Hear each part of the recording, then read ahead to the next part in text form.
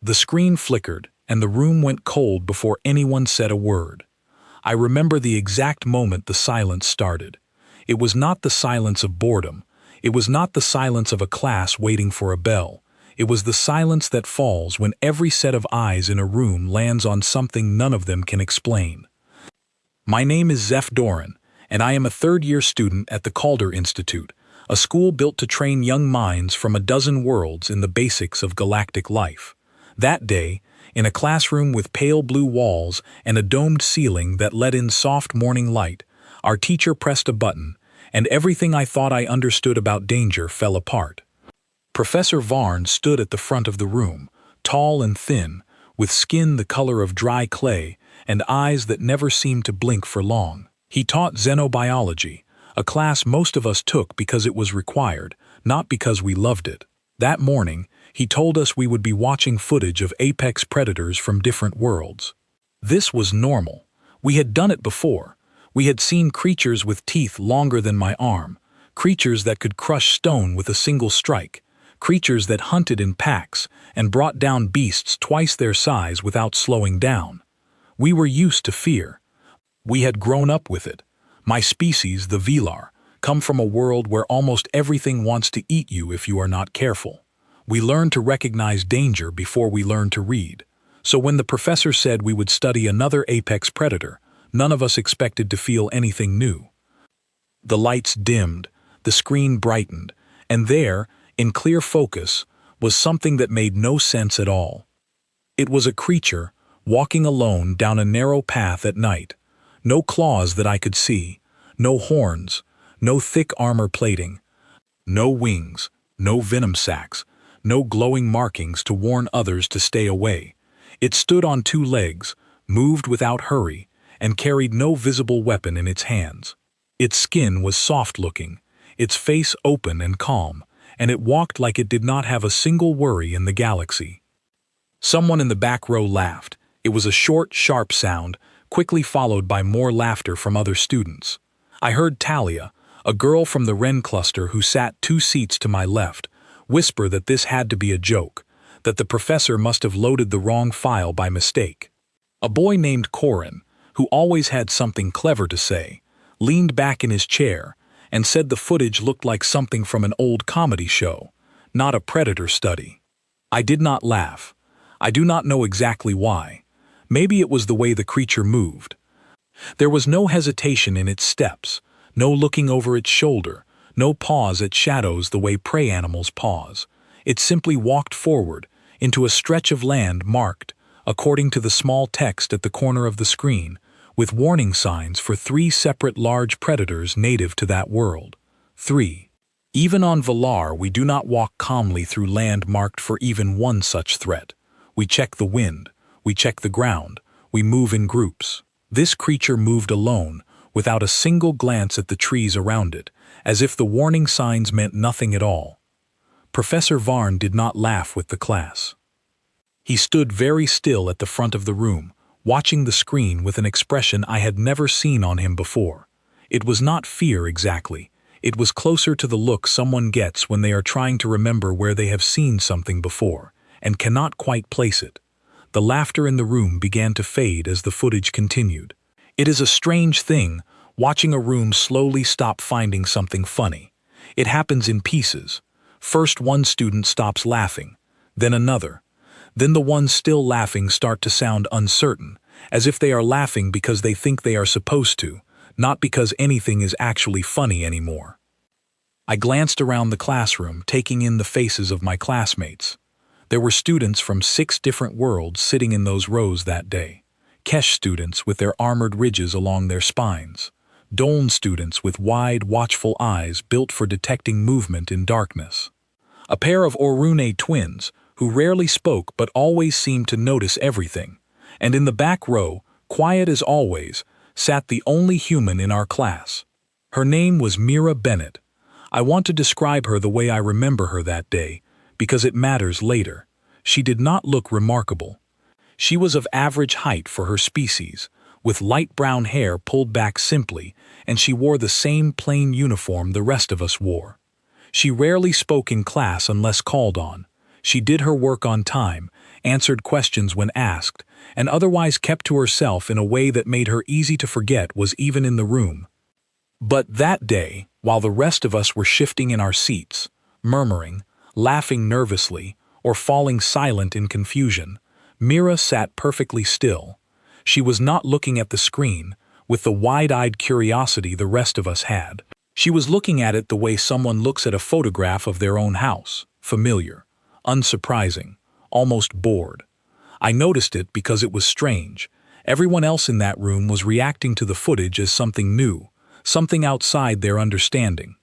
Mira was not reacting at all, and in a room full of confusion, the absence of confusion stands out more than anything. The footage kept playing. The creature on screen reached a bend in the path, where the trees opened into a small clearing. According to the corner text, this was near the peak activity zone for the largest predator on that world, a creature the file described only by a designation number, not a name, which told me the footage had come from a very early survey mission, before proper species names had even been assigned. I leaned forward without meaning to. Something in me, some old instinct buried deep from a childhood of learning to fear the right things at the right times, told me that whatever walked into that clearing next would decide how I felt about the rest of this class period. Professor Varn cleared his throat, and for the first time since the footage began, he spoke. He told us to pay close attention to what happened next, because it was the reason this particular footage had been chosen for our lesson that day. His voice had a strange weight to it, like a person setting down something heavy they had been carrying for a long time. The creature on screen stopped walking. It stood in the clearing, hands loose at its sides, head tilted slightly as if listening to something the microphone on the recording device could not pick up. The wind moved through the grass. A branch snapped somewhere off-screen, and then, from the tree line, something enormous stepped into view. I will not pretend I was not startled. Even through a screen, even in a classroom full of my classmates, my body reacted before my mind could catch up. My spine curled instinctively. Several students gasped. Talia grabbed the edge of her desk. Even Corin, who liked to act unbothered by everything, went completely silent. The creature that stepped out of the trees was massive, built low and powerful, with a jaw that looked capable of ending an argument in a single motion. It moved the way apex predators move, with total confidence, the kind of confidence that comes from never once, in the entire history of its species, needing to worry about being hunted itself. It stopped at the edge of the clearing. It looked directly at the small, soft, unarmed figure standing in the open ground before it. Every student in that room, myself included, braced for what we assumed would happen next. This was, after all, what apex predators did. This was the entire subject of the class. We had studied this pattern 100 times. The smaller creature runs, or freezes, or is caught. That is how these stories always go. That is how nature works, on every world I had ever learned about. But nothing happened the way I expected. The huge predator did not charge forward. It did not roar or posture. It stood at the edge of the clearing for a long moment, its head lowered slightly, its weight shifting back rather than forward. Then, slowly, deliberately, it turned and walked away, back into the trees, disappearing from the frame without ever taking a single step closer to the creature that had been standing so calmly in its territory. The classroom was dead silent. I sat there, staring at the screen, trying to make sense of what I had just watched. Every instinct I had told me the story should have ended differently. The small thing should have run. The large thing should have chased. That was the order of the world, the order every young creature on every world learns before it learns almost anything else.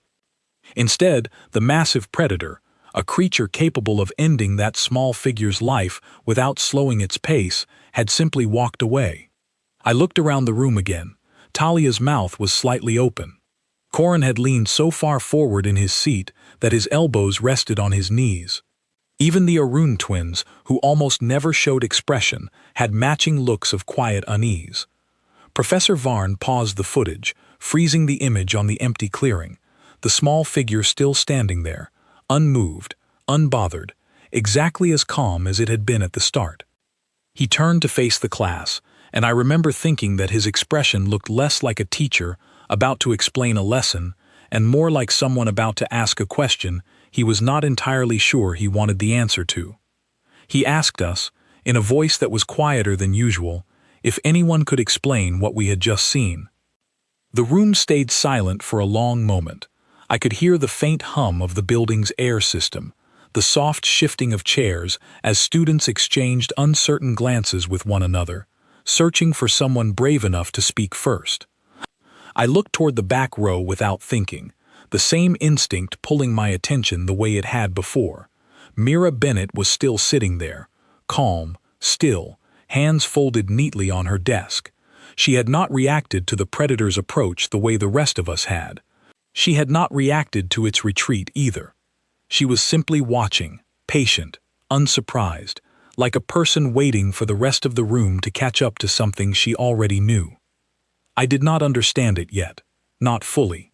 But something in the back of my mind, some old warning system built from generations of ancestors who had learned to survive by paying close attention to the things that did not run, began to stir. The silence stretched on. Nobody raised a hand. Nobody offered a theory. The footage sat frozen on the screen, the small unarmed figure standing calmly where a moment before, death itself had chosen to walk away. And somewhere behind me, I heard the quiet sound of a chair shifting, the soft scrape of someone sitting up a little straighter, as if preparing to speak. I did not turn around yet. I did not know, in that moment, that everything about how I saw the galaxy was about to change. I only knew that the room felt smaller than it had a few minutes before, and that whatever answer was coming, none of us were ready for it. Professor Varn asked the question again, this time looking directly toward the back of the room, where the only student who had not looked surprised by any of it sat quietly, waiting to be asked. For a moment, nobody in the room moved. Professor Varn stood with one hand resting on the console, waiting, his eyes drifting between the frozen image on the screen and the rows of students in front of him. I could hear my own breathing. I could hear the faint buzz of the overhead lights. I could hear, somewhere near the front, the soft tapping of a pen against a desk, the kind of nervous habit people fall into when they do not know what to say but feel like they should say something anyway. Then Talia raised her hand. She was not looking at Mira.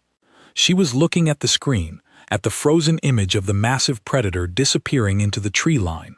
Her voice, when she spoke, came out a little too fast, the way voices do when someone is trying to sound more confident than they feel. She suggested that maybe the creature on screen was not actually harmless at all. Maybe it released some kind of scent, some chemical signal that predators on that world had learned to avoid. Many species, she reminded the class, produce defensive smells or toxins that are not visible to the eye. Perhaps the predator smelled something dangerous and decided the risk was not worth it. It was a reasonable idea. Professor Varn nodded slowly, the way teachers do when they want a student to feel heard, even if the answer is not quite right. He asked the class to consider whether the footage supported that theory. He replayed a short section, slowing it down.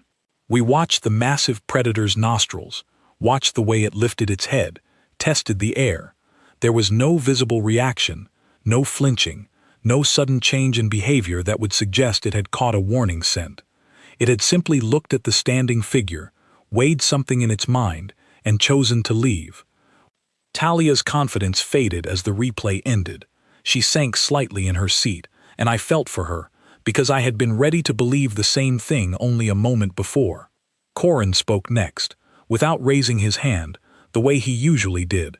He said that maybe the footage was staged, that maybe there was a barrier we could not see, some kind of energy field keeping the predator at a safe distance. It would explain why the predator stopped exactly where it did, without needing to explain why an unarmed creature would walk calmly into predator territory in the first place. Professor Varn considered this for a moment before shaking his head. He explained that the footage had been verified through multiple independent archives, that it was one of hundreds of similar recordings taken from the same world during that same early survey period. If it were staged, he said, It would be the largest and strangest deception in the history of interspecies documentation, and there would be no reasonable purpose for creating it. The class fell quiet again. I watched as students exchanged glances, searching each other's faces for someone with a better idea.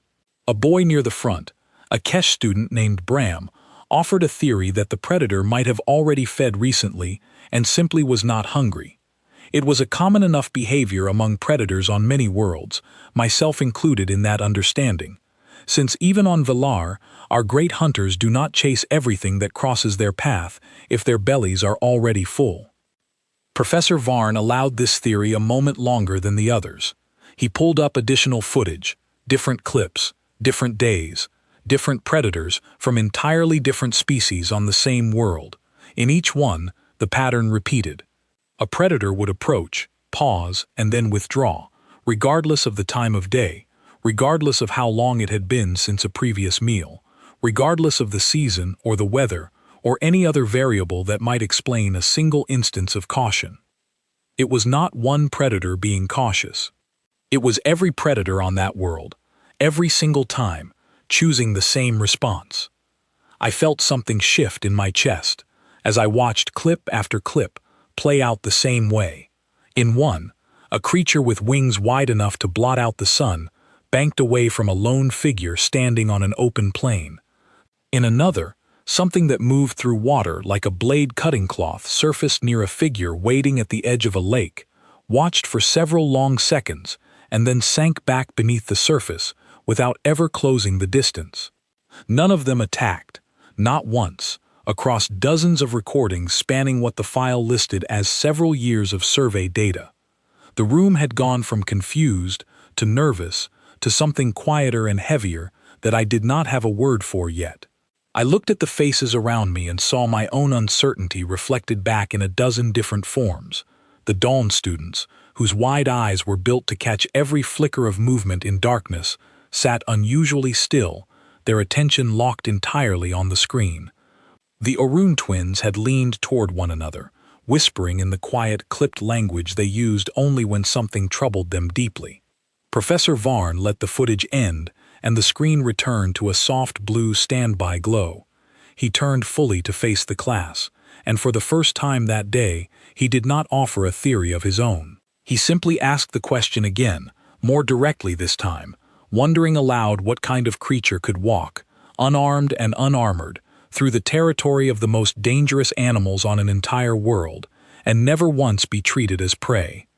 Nobody answered. I found myself thinking back to lessons from earlier years, lessons about the hierarchy of danger that every young creature on Valar learns almost before it can walk. There are things that hunt, and there are things that are hunted, and the line between the two is drawn early, drawn clearly, and almost never crossed. A creature is either a predator or it is prey. It is rare, vanishingly rare, for something to exist outside of that simple divide. And yet here was a creature, soft and unarmored, standing calmly in a place where every possible rule said it should have been prey, being treated instead like something else entirely.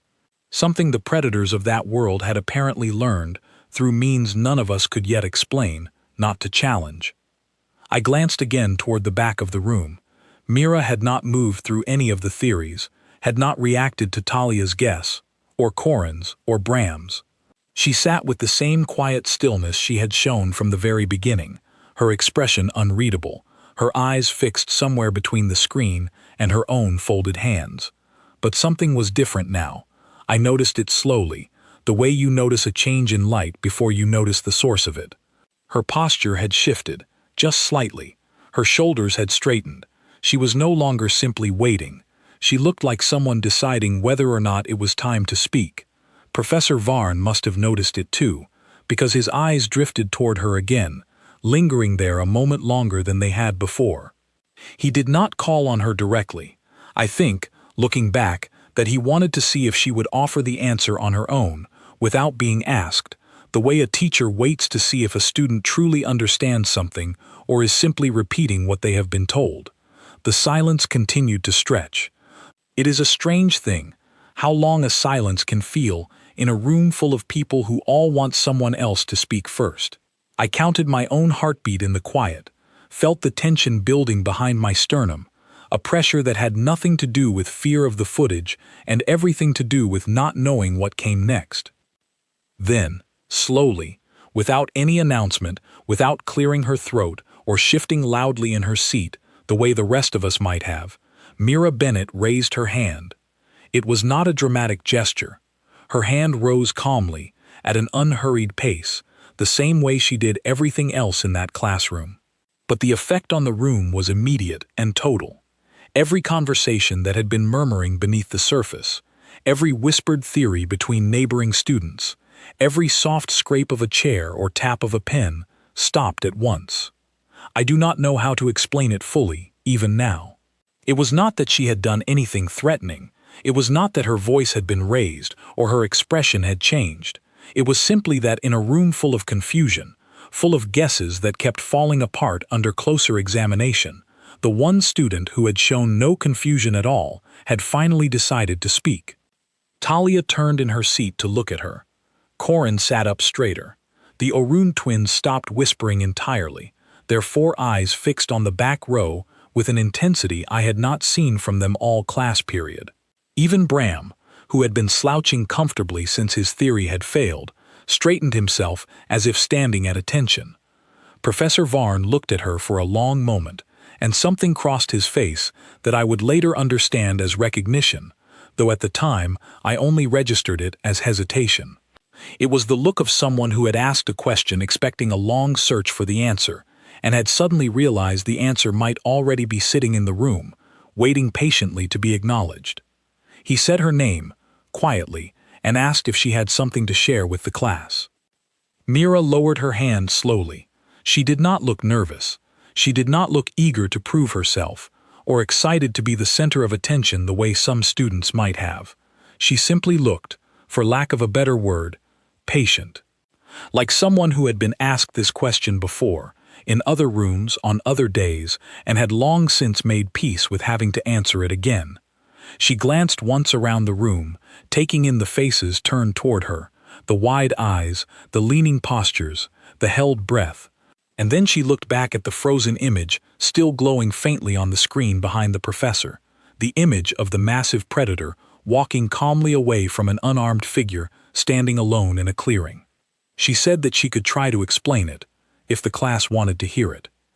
The room, which only moments before had been thick with uncertain murmuring, went completely and utterly silent, waiting.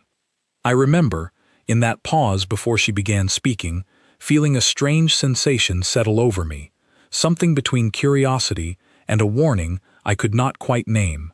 Every instinct built into my species over countless generations told me to pay very close attention to what was about to be said, not because I expected danger, not exactly, but because some old, buried part of my mind recognized that whatever answer was coming, it was going to change the way I understood the galaxy, and there would be no going back to not knowing it. Professor Varn stepped back from the console, giving her the floor in a way I had never seen him do for any other student. He folded his hands in front of him and waited, along with the rest of us, for Mira Bennett to begin. Mira stood up from her seat, smoothed the front of her uniform without any real need to, and walked a few steps forward, closer to the front of the room, though she stopped well before reaching the professor's desk. She seemed to prefer having some distance from the screen, as if she did not need to look at it to know exactly what it showed. She began by saying that the predator in the footage had not been confused, and it had not made a mistake. She said it had done exactly what its instincts told it to do, and that its instincts, built over millions of years on its own world, had been correct. This surprised me. I had expected her to explain some hidden trick, some secret advantage humans carried, that the rest of us simply could not see on screen. Instead, she was telling us that the predator's caution was reasonable, that it had looked at the creature standing in the clearing and understood something true about it. She asked the class a question of her own. She asked us to think about what makes a predator dangerous. Not what it looks like, she said, but what it actually does that makes other creatures afraid of it. Bram answered first, saying that predators are dangerous because they are strong, because they have claws and teeth and speed. Mira nodded, but said that was only part of it. She said that on her world, humans have almost none of those things naturally. No claws worth mentioning, no natural armor, no great speed compared to many other animals that share their world. A human being, standing alone and unarmed, is slower than a great many creatures, weaker than a great many creatures, and easier to injure than a great many creatures. Talia asked, if that was true, why anything would be afraid of a human at all? Mira answered that fear, real fear, the kind that shapes behavior over generations, is not only about strength, it is about pattern. It is about what a creature has learned, through long experience, to expect from something else. She explained that a very long time ago, before humans built anything resembling the world we would recognize today, they were not the strongest creatures where they lived. They did not have the fastest legs. They did not have the sharpest claws. By almost every measure that predators on other worlds use to judge threat, early humans should not have survived at all. But she said humans had something else, something that did not show up as claws or teeth or size, and so was easy to underestimate by anyone judging only from appearance.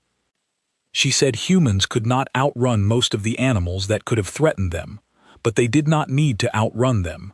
Instead, they learned to simply keep going, for longer than almost anything else could keep going. She described how early humans would follow the tracks of an animal, sometimes for an entire day, sometimes longer, walking and jogging at a steady pace under open sun, never stopping for more than a short rest, never losing the trail, never giving up. Most animals, she explained, are built for short bursts of incredible speed, but they tire quickly and need to stop, to rest, to cool down. Humans, strangely, are built the opposite way. They are not fast, but they can keep moving for an extraordinarily long time, and their bodies release heat efficiently enough that they can continue even in conditions that would exhaust almost anything else.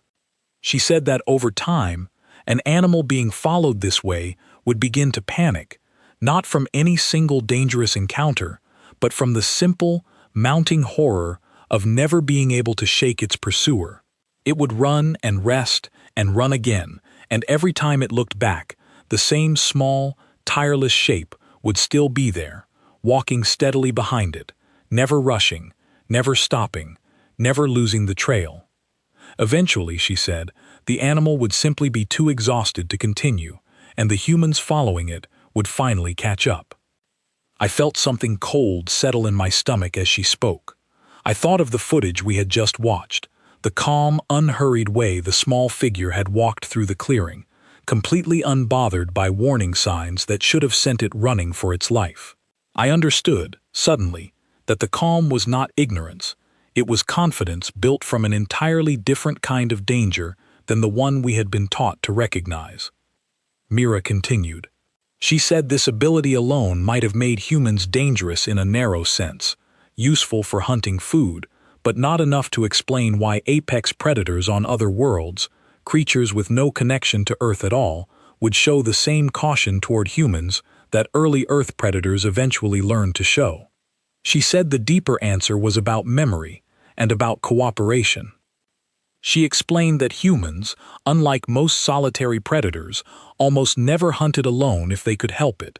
They hunted in groups, sharing information, planning ahead, remembering which paths animals had taken before, which watering holes were used at which times of day, which weaknesses a particular kind of prey tended to have. She said humans passed this knowledge down, not through instinct alone, the way many species do, but through stories, spoken aloud, taught deliberately from one generation to the next, refined and improved with every telling. She said that meant a human hunting party did not need to be faster or stronger than what it hunted. It only needed to be patient and coordinated and willing to remember every mistake long enough to never make it twice. Talia asked quietly what happened to animals that tried to fight back instead of running. Mira's expression did not change, but her voice grew a little quieter, a little more careful, as though she were choosing her next words with particular thought. She said that most animals, when faced with an unfamiliar and persistent threat, eventually learn one of two responses. They either learn to avoid the threat entirely, moving their territory, changing their patterns of movement, adjusting their entire way of living around the presence of something they cannot outrun and cannot easily overpower. Or, in cases where confrontation could not be avoided, they learn through repeated experience that direct conflict with a coordinated group of humans rarely ended in their favor, regardless of how strong or fast or armored any single animal might be. She said this was not because humans were naturally suited for confrontation the way many predator species are built for it.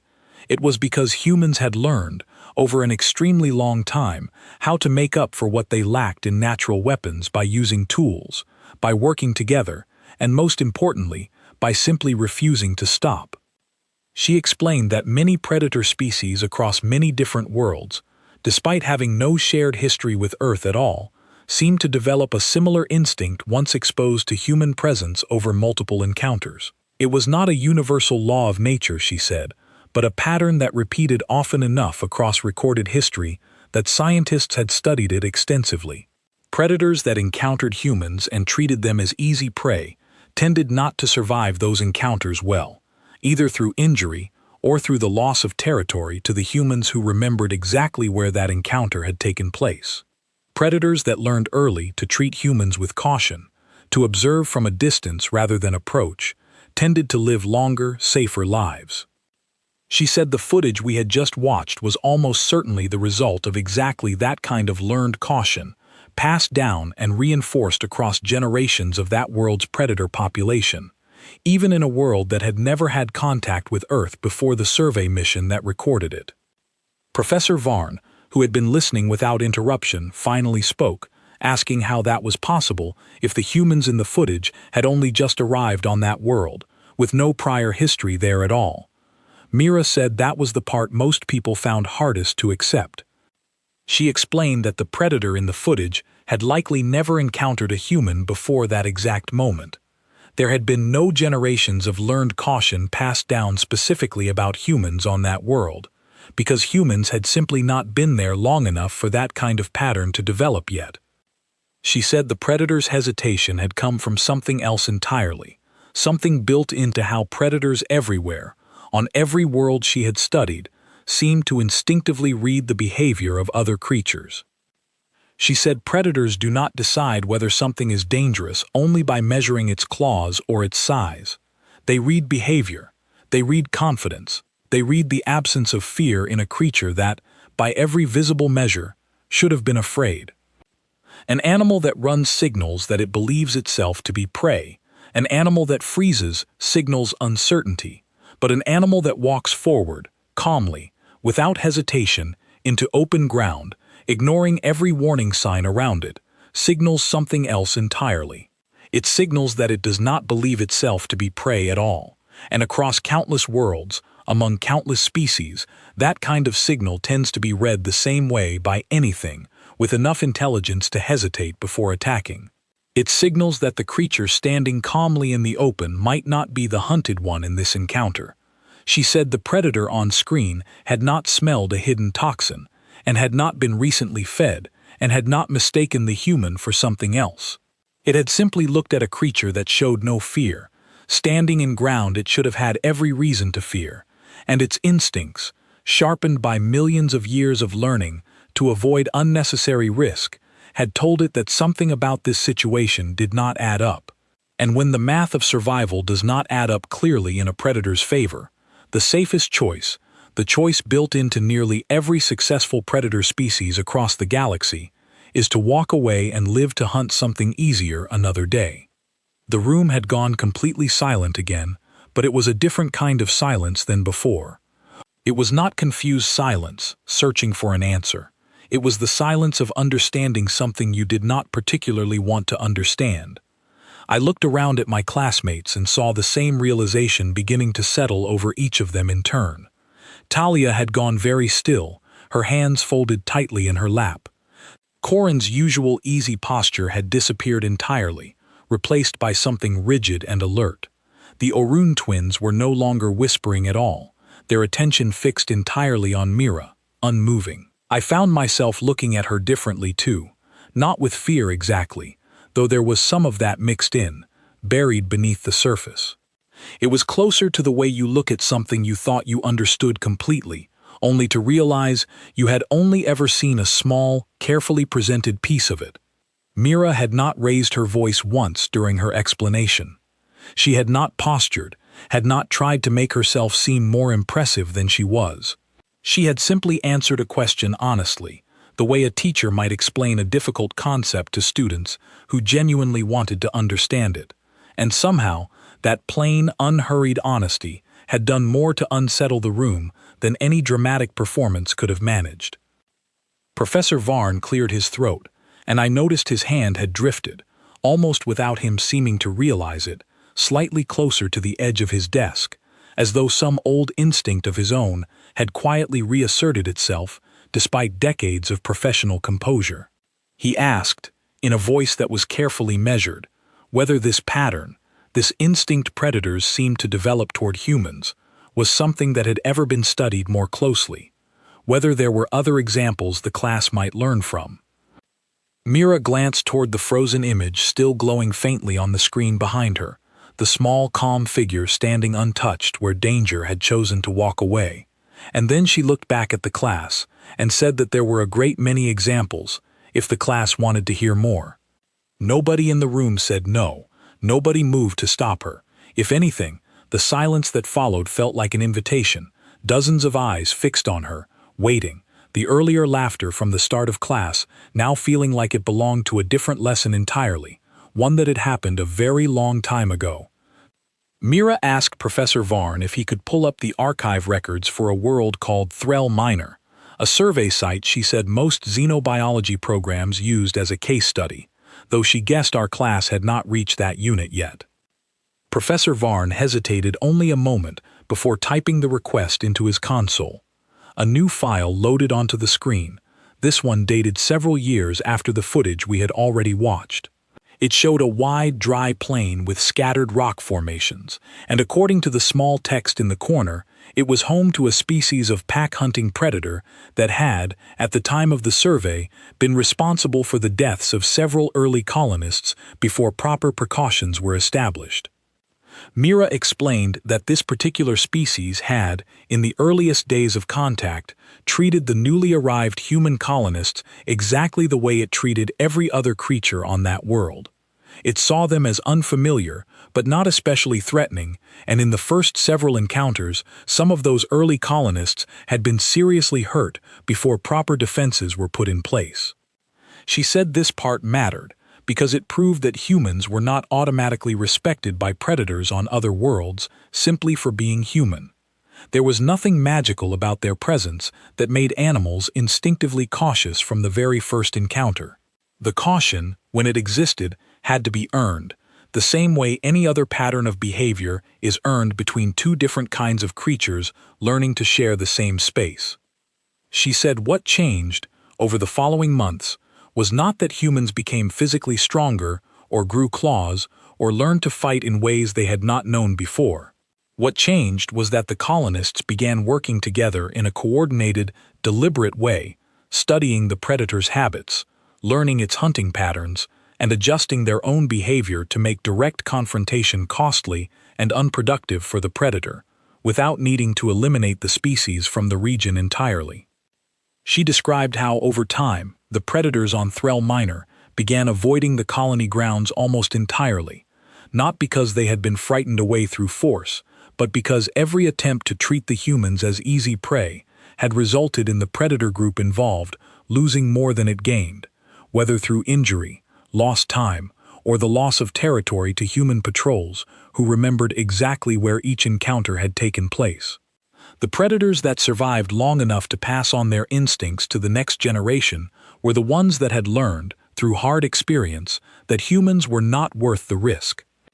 She said that pattern, repeated across dozens of worlds during the earliest years of human expansion into the wider galaxy, had become well documented enough that xenobiologists had given it an informal name among themselves, though it was rarely used in official records.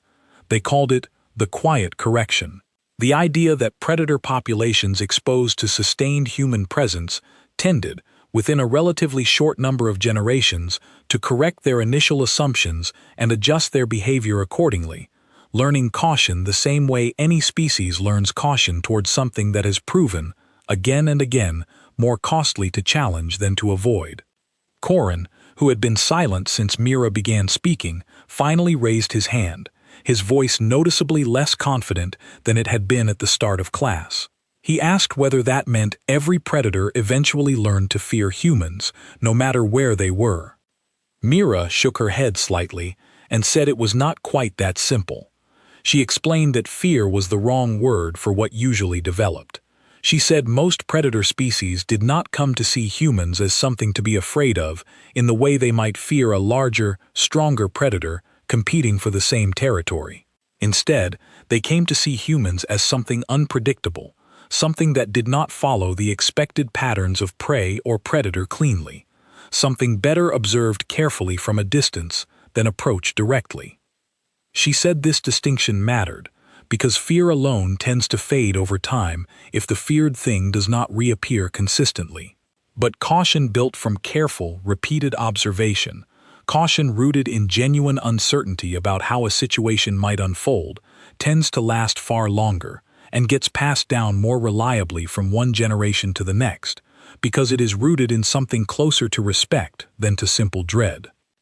Talia asked, quietly, whether humans understood this reputation, whether they thought of themselves the way the footage seemed to suggest other species now thought of them. For the first time since she had begun speaking, Mira's expression shifted slightly, something that might have been the beginning of a small, tired smile. She said most humans did not think about it at all. She said the vast majority of people on her homeworld went about their entire lives without ever considering how their species was perceived by predators on distant worlds they would never visit. They worried about ordinary things, she said. Work, family, small disagreements with neighbors, plans for the coming weekend, the idea that somewhere across the galaxy, an entire species of apex predator had learned, through hard experience, to avoid confronting humans directly, was not something that crossed the mind of an average person going about an average day. She said it was really only in places like this classroom, in academic settings built around studying exactly this kind of pattern, that anyone spent much time thinking about it seriously at all. I found this answer somehow more unsettling than anything that had come before it. There was something deeply strange about the idea that an entire species could carry this kind of reputation across dozens of worlds, feared and respected in equal measure by creatures built specifically to be dangerous, and yet remain almost entirely unaware of it themselves, too busy with the small, ordinary concerns of daily life to notice the shadow their presence cast. Professor Varn, who had remained mostly quiet throughout Mira's explanation, finally spoke again, asking whether there had ever been documented cases where the pattern failed, where a predator species had not learned caution, had continued to challenge human presence despite repeated costly encounters. Mira said yes, there had been cases like that, though they were rarer than people sometimes assumed, and they tended not to end well for the predator population involved, not because humans sought out conflict deliberately, but because a species that continued treating a persistent, coordinated, memory-driven group as easy prey usually found itself steadily losing ground over time, generation after generation, until the population either adapted its behavior or declined significantly in the areas closest to human settlement. She was careful, I noticed, in how she phrased this part. She did not describe it with any hint of pride or satisfaction. If anything, her voice grew a little quieter, a little more measured, as though this particular part of the explanation was one she found genuinely uncomfortable to give, even though she clearly understood it well enough to explain it clearly. She said it was not something humans were especially proud of, when they thought about it at all. She said most people on her world preferred to think of themselves as builders, as explorers, as people trying to understand the galaxy, rather than dominate it. The idea that their species carried this particular reputation among the animal life of other worlds was something most humans found a little uncomfortable to sit with, when it was pointed out to them directly. I thought about that for a long moment. I thought about the footage we had watched at the start of class, the small figure walking calmly through danger it did not seem to notice or care about, and I realized that what had looked, at first glance, like carelessness or ignorance, was actually something closer to quiet, unconscious confidence, built from an entire species' history that most individual humans never had reason to think about directly, the same way none of us in that room walked around consciously aware of every instinct buried deep in our own evolutionary history. Bram raised his hand again, his voice smaller now than it had been earlier in the class. He asked what would happen if a predator species never learned the pattern at all, if it kept treating humans as ordinary prey, no matter how many costly encounters it experienced. Mira considered the question for a moment before answering. She said that, thankfully, this was quite rare, because most predator species were intelligent enough, in the ways that mattered for survival, to recognize a pattern once it repeated often enough. She said intelligence in this context did not mean anything close to human-level reasoning. It simply meant the basic capacity to notice that a certain kind of behavior kept leading to a certain kind of costly outcome, and to adjust future behavior accordingly. Almost every predator species capable of complex hunting strategies in the first place, she said, was also capable of this kind of basic pattern recognition, given enough time and enough repeated encounters. She said the cases where it truly never happened were exceedingly rare, and usually involved predator species with extremely short individual lifespans and very limited ability to pass learned behavior down to the next generation. Meaning each new generation effectively had to relearn the lesson from the beginning, with the same costly first encounters repeating themselves indefinitely, generation after generation, without ever accumulating into a lasting cultural memory the way it did in species capable of teaching their young directly. The classroom had grown very quiet again, the earlier tension replaced by something more thoughtful, more subdued, as though every student in the room was quietly recalculating something they had always taken for granted about the order of predator and prey, danger and safety, the assumptions built so deeply into all of our early education that none of us had ever thought to question them until this exact moment. Professor Varn finally stepped forward again, glancing at the clock mounted near the door, and said, somewhat quietly, that this was likely enough for today's lesson, that there was clearly a great deal more to this subject than the original footage had been intended to cover, and that he would need some time to properly revise his lesson plans for future classes. There was a strange note of humility in his voice as he said it, the tone of someone who had walked into a classroom that morning expecting to teach a lesson he had taught many times before, only to discover, partway through, that one of his own students understood the subject more deeply than the material he had prepared. He thanked Mira for her explanation, and told the class the period had run slightly over its scheduled time, that we were free to head to the dining hall for the midday recess. Chairs began to scrape against the floor as students slowly gathered their things, the room filling with the low murmur of quiet conversation, though it sounded different than the murmur from the start of class. There was no laughter in it now, just a kind of careful, thoughtful quiet, the sound of a room full of young minds each trying, in their own way, to fit a new and uncomfortable piece of information into the picture of the galaxy they had carried with them since childhood. I gathered my own things slowly, watching as Mira returned to her seat in the back row to collect her bag, moving with the same unhurried calm she had shown throughout the entire class period, as though nothing particularly unusual had happened at all. The hallway outside our classroom was already filling with students from other classes when I stepped out, the usual noise of midday recess rising around me, laughter and footsteps and the clatter of bags being shifted from one shoulder to another. It felt strange, almost jarring, to walk out into that ordinary noise after the quiet, heavy stillness of the last hour. Life outside our classroom had continued exactly as it always did, unaware that something had shifted for those of us who had just left it.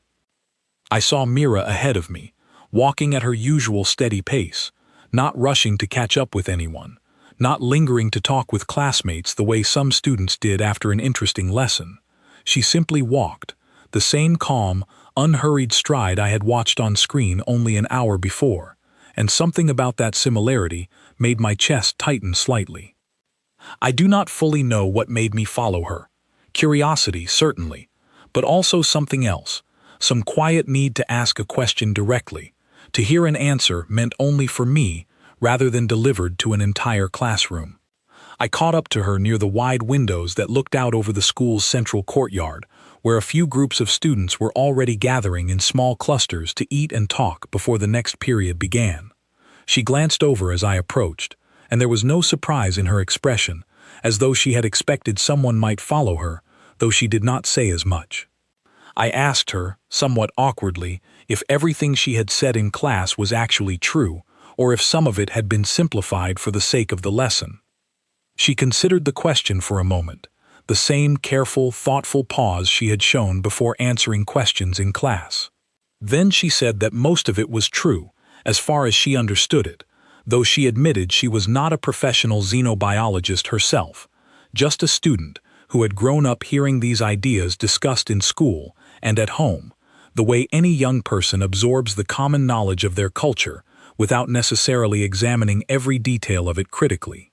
I asked if it bothered her, knowing that so many creatures across the galaxy might look at her and see something to be cautious of, rather than simply another student, another person trying to get through her studies like anyone else. She was quiet for a moment, looking out at the courtyard, watching the small groups of students eating and talking in the afternoon light.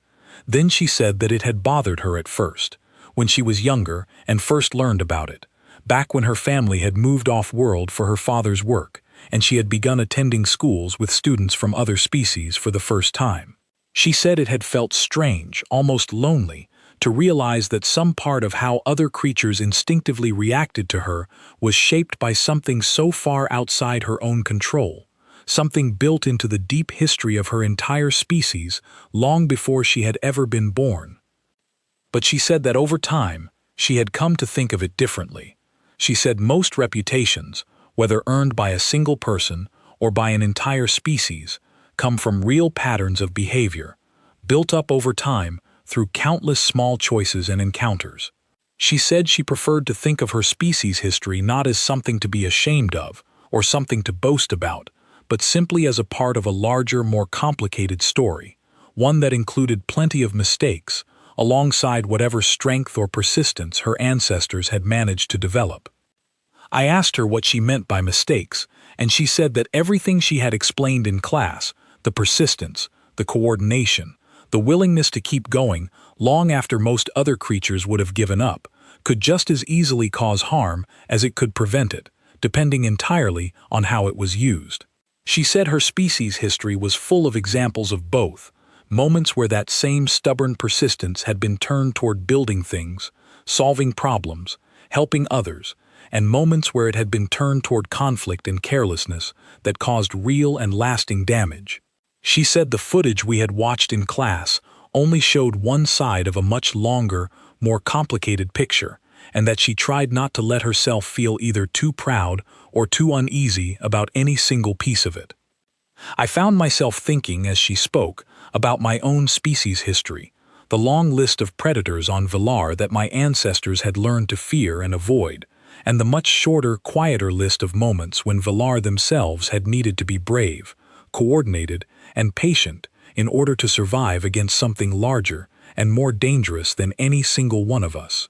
I realized, somewhat uncomfortably, that every species probably carried some version of this same complicated history, layers of caution and courage and mistake all tangled together, and that it was only the scale and the visibility of it that differed from one species to another. A group of younger students passed by us in the hallway, chattering loudly about some upcoming exam, completely unaware of the conversation happening quietly by the window. I watched them for a moment, envying, just slightly, how simple their afternoon still seemed, before turning my attention back to Mira. I asked her one more question, the one that had been sitting at the back of my mind since the predator in the footage had turned and walked away into the trees. I asked her if she had ever, in her own life, found herself standing somewhere she probably should have been afraid, the way that figure in the footage had been standing in that clearing. She thought about this for a longer moment than she had thought about any of my other questions. Then she said that most of her life had been fairly ordinary, filled with schoolwork and small daily routines much like anyone else's, and that she had certainly never walked calmly into anything as dramatic as the footage we had watched in class. But she said there had been smaller moments, quieter ones, where she had noticed herself reacting differently than her classmates from other species did, moments of minor stress or uncertainty where the others around her seemed unsettled and she had simply felt steady, without fully understanding why at the time. She described one such moment, from earlier in the school year, when a sudden equipment failure had knocked out the lighting in one of the lower-level laboratories during an evening study session, plunging the room into total darkness for several long minutes while the maintenance staff worked to restore power. She said several of her classmates, students from species with excellent night vision, who should have handled the darkness far better than she did, had grown audibly anxious, their voices tightening, their movements becoming careful and hesitant in a way that surprised her. She, on the other hand, had simply stayed where she was, waited calmly for the lights to come back, and used the unexpected pause to finish organizing her notes by memory until the room brightened again. She said it was a small thing, hardly worth mentioning compared to a predator withdrawing from an open clearing, but that it had stuck with her afterward, the memory of being the calmest person in a room full of students, whose senses were, by every objective measure, far better suited to handling darkness than her own. I asked her if she had ever figured out why that was, why humans seemed to carry this particular kind of steadiness even in situations where their natural abilities did not obviously support it. She said she had thought about it a great deal since that evening, and that the best explanation she had come across suggested it was tied to the same deep history she had described in class.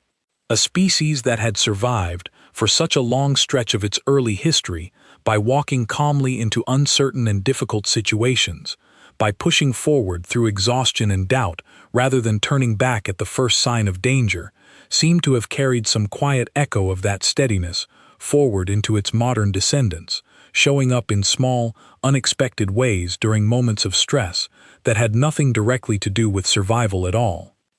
She said she did not know if that explanation was entirely correct, and admitted that scientists still debated exactly how much of it was biological instinct passed down through generations, and how much of it was simply cultural, something absorbed from stories and examples during childhood rather than carried in the body itself.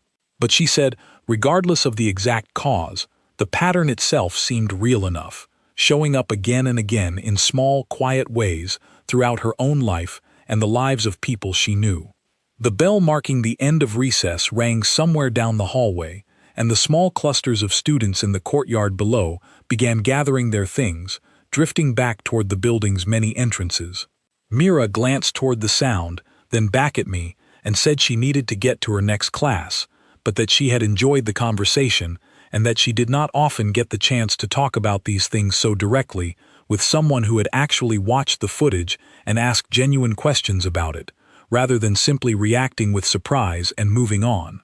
I told her I appreciated her explanation, both in class and afterward, and she offered a small, genuine smile before turning and walking away down the hallway, disappearing into the flow of students heading toward their next lessons. I stood by the window a moment longer, watching her go, thinking about everything she had said. I thought about the old stories from my own homeworld, the ones told to very young Velar children as cautionary tales, stories about creatures that smiled gently and walked without fear through places where fear was the only sensible response. I had always understood those stories as simple fiction, exaggerated lessons meant to teach children the importance of respecting danger, nothing more than imaginative warnings with no real creature behind them. Standing there in that hallway, watching Mira disappear around the corner, with the same calm, unhurried steadiness she had carried through the entire class period, I found myself understanding those old stories in an entirely new way. Not as fiction meant to frighten children into caution, but perhaps as something closer to genuine memory, passed down and softened over generations, describing something my ancestors had once encountered and never quite forgotten, even after the specific details had faded into myth. I gathered my own bag and turned to head toward my next class. The hallway around me filled once again with the ordinary noise of students moving between lessons, laughter and conversation, and the shuffle of footsteps against tile floors. It was easy, in that noise, to feel as though the morning's lesson had been nothing more than an interesting academic exercise, one more piece of information to file away alongside everything else we had learned that year. But some part of me, some old, quiet instinct buried deep beneath years of comfortable schooling and structured lessons, could not quite let go of what I had seen and heard that day. I found myself glancing, without meaning to, at every human student I passed in the hallway for the rest of that afternoon, watching the easy, unhurried way they carried themselves through a building full of students from a dozen more physically impressive species, none of them seeming to notice or care about the quiet weight their presence carried. That evening, back in my dormitory room, I found myself pulling up the old survey footage on my own console, watching once more as the massive predator stepped into that clearing, paused, and turned away. I watched it several times, studying the small, calm figure standing at the center of the frame, trying to see what that ancient predator had seen, trying to understand, on some deeper level, the quiet confidence that had made an apex hunter choose caution over confrontation. I did not fully understand it, not completely, not even after everything Mira had explained so patiently that day. But I understood enough to know that the galaxy was larger and stranger and more complicated than the simple lessons of my early childhood had prepared me for, and that somewhere out among the countless worlds and countless species that made up our shared community, there existed one small, unassuming species that most predators, across most worlds, had quietly learned to leave alone. I turned off my console and lay back in the dark, thinking about the old stories from my homeworld, the ones about creatures that smiled and walked without fear, and for the first time in my life, I found myself wondering how many of those old stories, dismissed for generations as simple fiction, might actually have been trying to tell us something true all along.